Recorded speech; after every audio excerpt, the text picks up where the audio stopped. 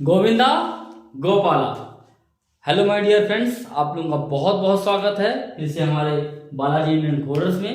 और जैसा कि हम इस समय पर ऑब्जेक्ट ओरिएंटेड प्रोग्रामिंग के बारे में पढ़ रहे हैं और उसमें भी सी लैंग्वेज C++ को हम बता रहे हैं ऑब्जेक्ट ओरिएंटेड प्रोग्रामिंग के थ्रू। तो गाइस आज हम जो है तो जैसे हमने प्रोसीजरल ओरिएंटेड प्रोग्रामिंग हमने देख लिया था, थोड़ा बहुत मैंने बता दिया था ऑब्जेक्ट ओरिएंटेड प्रोग्रामिंग के बारे में। आज हम उसमें क्लास देखेंगे। पहला हमारा कंसेप्ट क्या है ऑब्जेक्ट ओरिएंटेड प्रोग्रामिंग का, क्लास एंड ऑब्जेक्ट। तो हम उसमें क्या करते हैं, पहले हम क्लास देखते हैं। क्लासेस क्या चीज है? तो जैसा कि मैंने आपको बताया था पहले भी कि इसमें जो है तो क्लासेस हैं क्या चीज, पहले तो ये आप समझिए। जैसे आप ये देखिए, स्कूल में हम पढ़ते हैं, स्कूल में क्या होता है पढ़ते हैं और उसमें होता है क्लासेस होते हैं। Class LKG UKG pre nursery 1 to 10 12 है ना। फिर उसके बाद हम पूछते हैं कि पहुंच जाते हैं कॉलेज में पहुंच जाते हैं, उसमें भी हमारे क्लास होते हैं। तो गाइस उसमें क्या है, जैसे हम किसी से अगर पूछते हैं कि आप कौन सी क्लास में हो, तो आप बताता है कि हम 7th क्लास में। तो 7th क्या है? 7 उस क्लास की आइडेंटिफिकेशन है। जैसे हम अब इसमें वो रियल टाइम प्रोग्रामिंग लेके आते हैं, तो आप देखिए कि जिस तरीके से हमारा जो कोई भी हम ऑब्जेक्ट बनाते हैं, कोई भी, इस तरह मैंने कल आपको बताया था कि ऑब्जेक्ट ओरिएंटेड प्रोग्रामिंग। ऑब्जेक्ट क्या है? ऑब्जेक्ट जो है तो पूरा एंटिटी इन द वर्ल्ड, सभी चीजें ऑब्जेक्ट के फॉर्मेट में, वर्ल्ड में सभी चीजें जो भी कुछ है सब ऑब्जेक्ट के फॉर्मेट में, सब कोई ऑब्जेक्ट है। तो अब आप उसको जो है तो उस ऑब्जेक्ट को पहचानने के लिए आप क्लास बना दीजिए। उस ऑब्जेक्ट को पहचानने के वो ऑब्जेक्ट जो है तो आप क्लास के फॉर्मेट में डाल दीजिए, उसको क्लास कर दीजिए कि इस क्लास का है। जैसे आपने बोल दीजिए ना, आपने बोल दिया ना कि कंस्ट्रक्शन क्लास का ये मटेरियल है, ठीक है ना। बियरिंग क्लॉथ का मतलब जो क्लॉथ पहनते हैं, कपड़ा पहनते हैं, तो बियरिंग टाइप का है ये, है ना। तो इस तरीके से आप जो है तो क्लास तैयार कर लीजिए। क्लास क्या है? वो एक टाइप है। जैसा कि आपने देखा है सी लैंग्वेज में स्ट्रक्चर, तो स्ट्रक्चर को अगर हम रिवाइज करें, हम देखें अगर कि स्ट्रक्चर, मान लीजिए हम रिवीजन करते हैं स्ट्रक्चर रिवीजन में अगर आप देखें तो ये क्या है, ये एक यूजर डिफाइंड डेटा टाइप है, हमने बनाया है, यूजर ने बनाया है, मतलब जो डेवलपर है वो बना रहा है। तो एक तो यूजर डिफाइंड डेटा टाइप है, प्लस क्या है, क्योंकि क्लास और स्ट्रक्चर दिखने में सेम है, आपको ये मैं बता दूं, बस फर्क यही है कि कुछ चीजें ये स्ट्रक्चर फॉलो नहीं करती हैं, वही चीजें क्लास करती हैं, बस बाकी दिखने में सेम लगती हैं। क्योंकि हम क्लास को भी इसी तरीके से लिखते हैं और स्ट्रक्चर को भी इस तरीके से लिखते हैं, उसके ये ऑब्जेक्ट बनाते हैं, इसके भी ऑब्जेक्ट बनाते हैं, लेकिन मेमोरी में सेव करने का तरीका अलग अलग है। तो आपको मैं बताता हूं कैसे। स्ट्रक्चर क्या है कि स्ट्रक्चर एक यूजर डिफाइंड डेटा टाइप है अगर आप देखें तो, क्योंकि आप यूजर डिफाइन करता है और डेटा टाइप बना देता है उसका। और डेटा टाइप कहाँ स्टोर होता है? मेमोरी स्टैक में होता है, ये ध्यान रखिएगा, फिर मैं आगे और बताऊंगा आपको। तो अभी आप देखिए इसमें कि इसमें जो है तो एक स्ट्रक्चर हम जब बनाते हैं तो स्ट्रक्ट लिखते हैं, पहले तो हम इसको ये लिखते हैं, ऐसे करते हैं स्ट्रक्चर डिवीजन, और ऐसे कर देते हैं क्लास कर देते हैं, जो हमारा नया बनना है, न्यू फॉर्म में आना है। तो स्ट्रक्चर क्या है? पहले चीज में क्या करते हैं हम कि ये यूजर डिफाइंड डेटा टाइप है, यूजर डिफाइंड डेटा टाइप है, ठीक है ना। और ये क्या है? ये behave like user defined, but ये मतलब inbuilt data type, as a inbuilt data type हो जाता है, एज इनबिल्ट डेटा टाइप, ठीक है ना। तो ये आपका पहला डिफरेंस हो गया एक तरीके से, यूजर डिफाइंड तरीके से काम करता है, ये इनबिल्ट। दूसरा क्या है इसका कि ये जो है तो स्ट्रक्ट कीवर्ड यूज करता है, स्ट्रक्ट, और ये क्या यूज करता है, क्लास कीवर्ड, क्लास, ये क्लास बनाता है, ये क्लास कीवर्ड यूज करता है, कीवर्ड, और ये कीवर्ड, कीवर्ड, ठीक है। अब देखिए आप, अब इसमें जो है तो इसमें हम जो डिफाइन करते हैं तो लिखते हैं क्या, स्ट्रक्ट लिख करके हम और नाम लिख देते हैं, फिर ऑब्जेक्ट डिफाइन कर देते हैं। बट ये जो है यूजर डिफाइंड डेटा टाइप जो है, तो ये स्टैक मेमोरी, स्टैक मेमोरी में सेव होता है इसके वैल्यूज जो है, और ये कहाँ होता है, हीप मेमोरी, हीप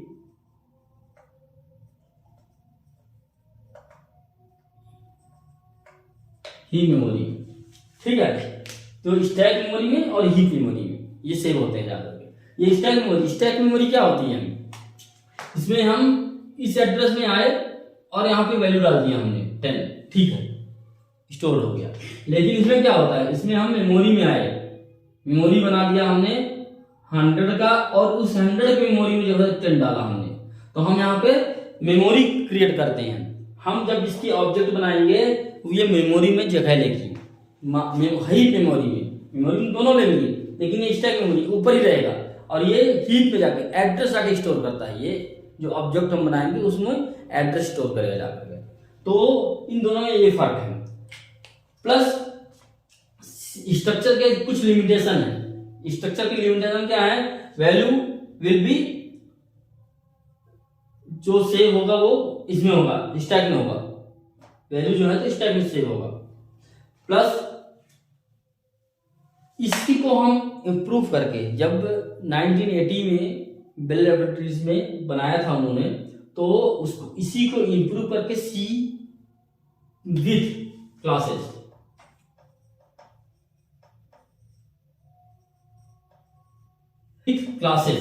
बनाया था इन्होंने, पहली बार बना था। तो सी के सारे सब ये चीजें सी की तो थी ही, प्लस क्लासेस ऐड कर दिया उसमें उन्होंने। तो पहले ये बना, फिर इम्प्रूव होकर के C++ बना था। मैंने आपको जैसे पिछले क्लास में बनाया था। तो इस तरीके से ये जो है, तो ये सारी जो है तो प्रॉब्लम थी, जिसकी वजह से क्लासेस बनाया गया यूजिबिलिटी बढ़ाने के लिए। अब हम देखते हैं इसमें क्या,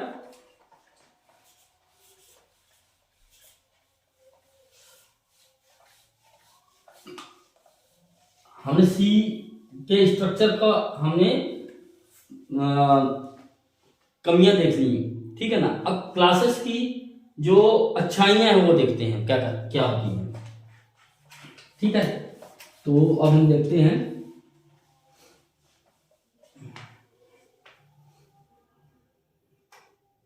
क्लासेस जो है ना, डेटा टाइप और फंक्शन को एक साथ रखने की कैपेबिलिटी रखती है। स्ट्रक्चर फंक्शन को नहीं रखती, केवल डेटा टाइप को रखती है। मतलब जो आपके वेरिएबल्स हैं उनको बस रखती है। बट क्या है, the way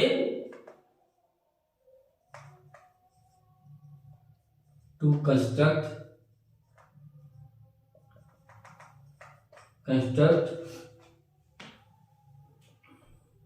data type, data variables with function together,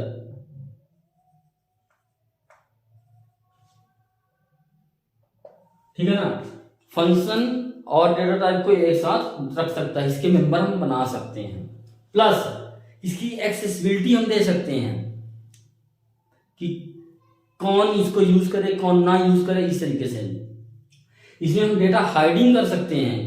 accessibility देंगे तो हाइडिंग हो ही जाएगी, क्योंकि मान लीजिए हम बोलते हैं कि भाई ए को मिले लेकिन बी को ना मिले, ठीक है ना, वही चीज सेम टू सेम। तो हम क्या करेंगे, उसकी एक्सेसिबिलिटी रोक देंगे, हम ए को की एक्सेसिबिलिटी रोक देंगे, बी के लिए हम एक्सेसिबिलिटी दे देंगे। तो इस तरीके से हम इसमें मैनेज कर सकते हैं क्लासेस में, जो कि स्ट्रक्चर में नहीं कर पाते। फिर आपका जो है ये जो है इसकी स्पेसिफिकेशन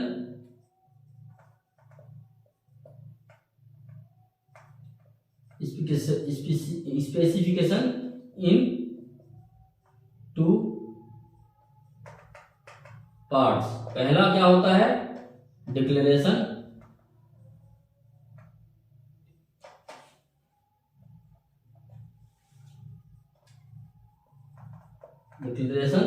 और दूसरा क्या होता है?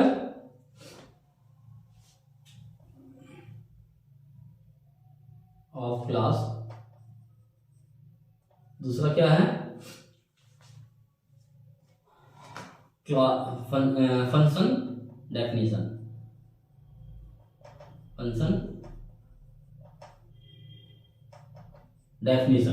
तो फंक्शन डेफिनेशन, ऑफ क्लास और डिक्लेरेशन करेंगे और फंक्शन को यूज करेंगे, बनाएंगे। ये 2 चीजें हैं इसमें, ठीक है ना। अब हम क्लास में हम बनाते हैं, जैसे सपोज दैट एक हम एग्जांपल लें, तो हम सपोज दैट बनाते हैं एक हमारा हम एक क्लास बनाते हैं जिसमें हम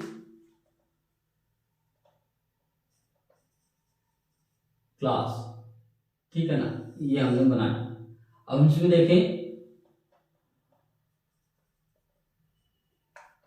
प्राइवेट एरिया, ठीक है। इसके अंदर हमने इस प्राइवेट एरिया का हमने क्या किया,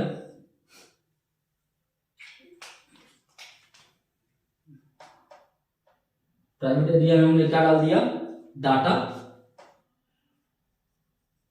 और फंक्शन।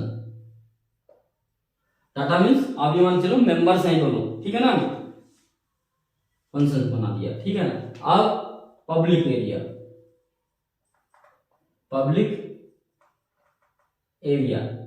फिर हमने क्या कर दिया, इसमें भी डाटा है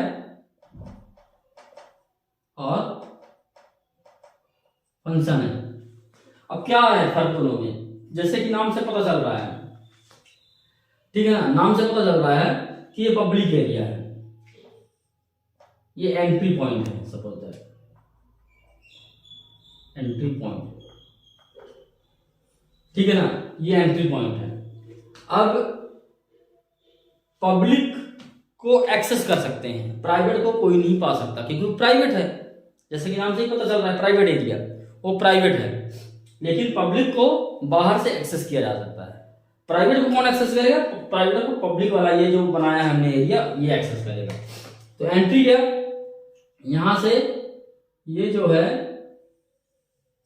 इसमें जाएगा यहां पे, और यहां पे ये एक्सेस करेगा इसको, ठीक है। ये एक्सेस करके और क्या करेगा,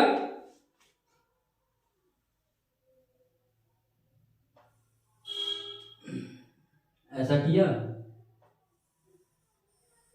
ऐसा करके निकल आएगा बाहर। मतलब इसका स्ट्रक्चर यही है, यही एंट्री है, ये एग्जिट है, यही पॉइंट एंट्री है, यही एग्जिट पॉइंट है, दोनों का, इन आउट का। लेकिन ये एरिया जो है, तो ये रिस्ट्रिक्टेड एरिया है, नो एंट्री, नो।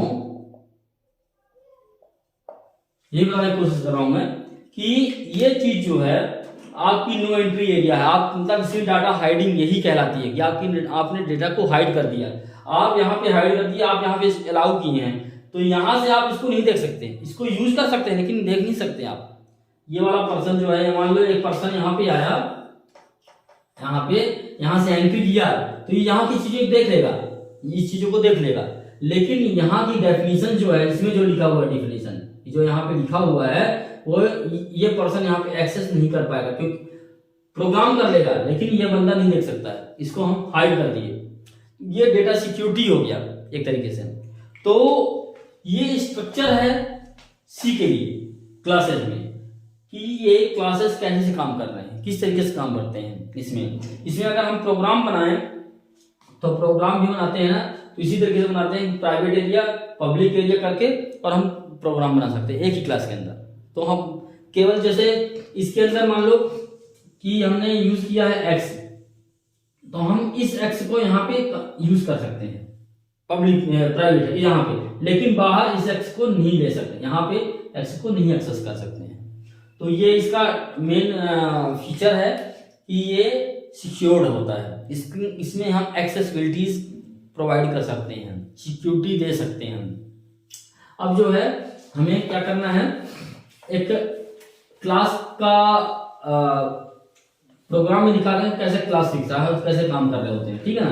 तो इसमें हम देखते हैं कि जैसे मान लीजिए कि क्लास है, क्लास ए बी सी लिख दिया हमने, ए बी सी, यहाँ पे दिया हमने प्राइवेट लिख दिया हमने यहाँ पे, और यहाँ पे हमने लिख दिया जो भी हमें देना है, variable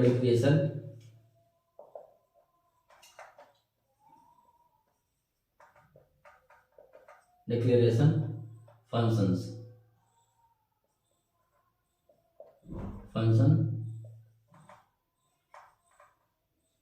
definition,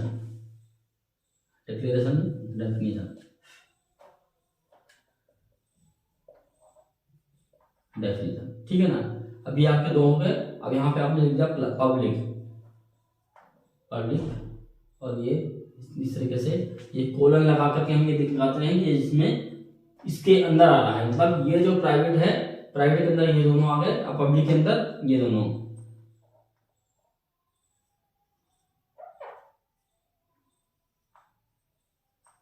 variable declaration function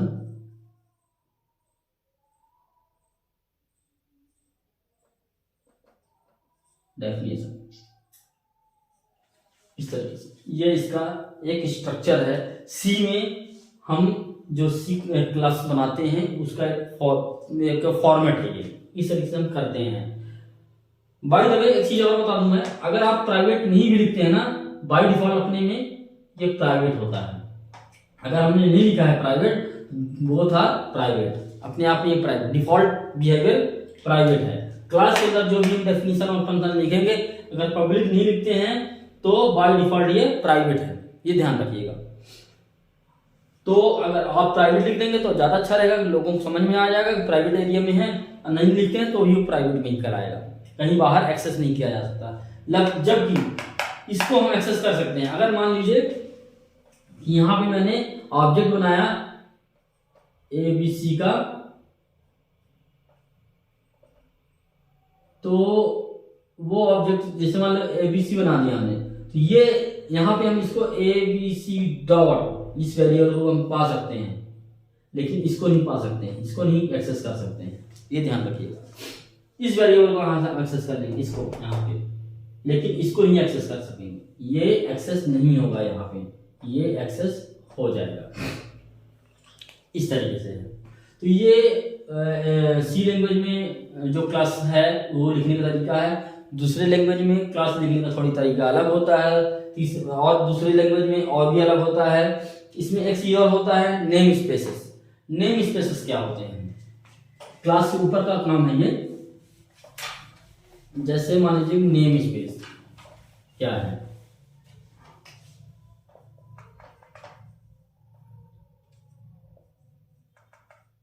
name space क्या है? नेम स्पेस में एक जो आपने ध्यान दीजिए, दोनों एक डिफरेंस है। नेम स्पेस लॉजिकल पार्टीशन है प्रोग्राम के क्लासेस के लिए, और डीएलएल जो है तो फिजिकल पार्टीशन है। जैसे एक डीएलएल, दो डीएलएल, 3 डीएलएल होते हैं, तो नेम स्पेस जो है तो लॉजिकल पार्टीशन है, कि मतलब हमने नेम स्पेस जैसे मान लीजिए कि इस तरीके से आ जाता है, नेम स्पेस ए कर दिया हमने। अब इसके अंदर क्लास 1 बना दिया हमने, क्लास 1 बना दिया, फिर इसको बना दिया क्लास 2 बना दिया, फिर इसको हमने कर दिया, ये एक नेम स्पेस में आ गया, एक ही नेम स्पेस में। अब हमने दूसरा नेम स्पेस बना दिया, स्मॉल में नेम स्पेस बी बना दिया, और इसमें हमने क्लास 1 बना दिया, क्लास 4 बना दिया, इस तरीके से। अब देखिए क्लास वन दोनों जगह है, लेकिन नेम स्पेस हमने डिफरेंट कर दिया, तो इसलिए क्या हो गया कि डिफरेंट पार्ट, ये दो अलग अलग पार्ट बन गए हैं प्रोग्राम में, तो इसलिए हम नेम स्पेस भी यूज करते हैं। मैं आगे चल के और इसको डिटेल में बताऊंगा दूसरे लैंग्वेज में, आपको प्रैक्टिकल करके दिखाऊंगा इन चीज़ों पर, लेकिन इनको मैं शॉर्ट में इसलिए बता रहा हूँ कि बाद में आपको इनकी जरूरत है। अभी मैं ना तो ज़्यादा क्लास के अंदर जा रहा हूँ, ना ही ज़्यादा मैं हर चीज़ों को बताने की कोशिश कर रहा हूँ, आपको केवल ओवरव्यू दे रहा हूँ। मैं आगे नेक्स्ट क्लास में पढ़ाऊंगा, नेक्स्ट नई चीज़ पढ़ाऊंगा, नई क्लास सी शार्प पढ़ाऊंगा और .NET पढ़ाऊंगा, तो उसमें आपको ये थोड़े समझने में मदद दे। तो अब मैं नेक्स्ट क्लास में जो है तो ऑब्जेक्ट से रिलेटेड चीज़ पढ़ाऊंगा थोड़ी बहुत, और 2-4 क्लासेस में इसको मैं ख़त्म करे आगे नई लैंग्वेज पढ़ाऊंगा। तो गाइज अभी आप इसको थोड़ा सा डीपली समझने की कोशिश कीजिए, बाद में मैं इसको और डीप समझाऊंगा दूसरे लैंग्वेजेस में। तो गाइज तब तक के लिए थैंक यू, नेक्स्ट क्लास में मिलते हैं, बाय।